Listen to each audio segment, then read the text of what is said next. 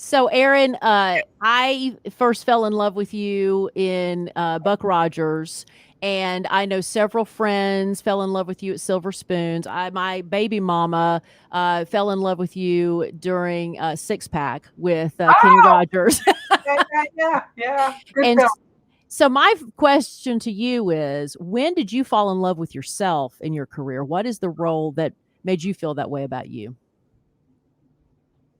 I would have to say Silver Spoons was where I felt the most comfortable and where I really felt that I was growing and comfortable with who I was and really enjoying the experience, even though I wouldn't say sitcom is it's not like doing Shakespeare, but it was, I don't know, I really liked being part of a family show, and I liked had the messages we brought to families and to kids who were watching, and I loved doing sitcom. I First of all, I have to say, being a mom, working on a TV series from 6:30 in the morning till 9:30 at night.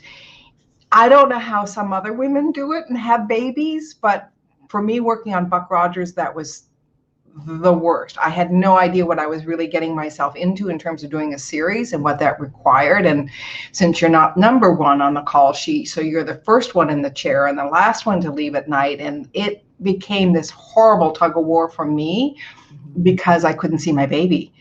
And I didn't know how to speak out to the studios about it and find my voice that way. It wasn't until I think Designing Women all got pregnant at the same time when the studio setting went, oh, we need a nursery. We need to be able to let the housekeepers in with the babies or whatever so that the moms could see their babies and have some time with them. Silver Spoons was great because I didn't go to work till noon. So I got to take my kid to school. I got Oh, to do grocery shopping or work out at Jane Fonda's, which is usually what I was doing in those days. The aerobics queen. Yeah, it oh was so yeah. great.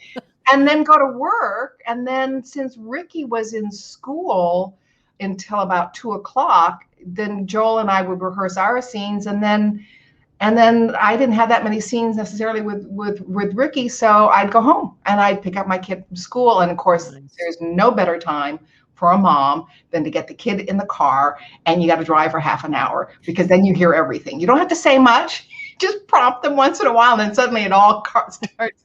I always found that to be the best part of the day, is driving to and from school, because you get the scoop then. Mhm. So I Oh, really enjoyed that, and I also had a great team around me.